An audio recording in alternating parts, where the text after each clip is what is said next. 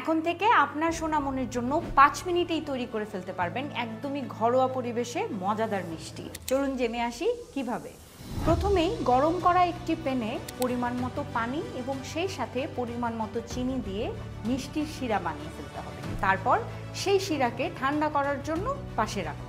এরপর পরিমাণ মতো গুঁড়ো দুধ, সাথে পরিমাণ মতো চিনি এবং সামান্য ফ্রুট পিউরি মেশান এবং এই মিশ্রণটি একসাথে করে ছোট ছোট আপনার পছন্দ মতো বল তৈরি করে ফেলতে পারেন। এরপর গরম তেলে মিষ্টির মতো বানানো বলগুলো ব্রাউন কালারে ভেজে নিতে হবে।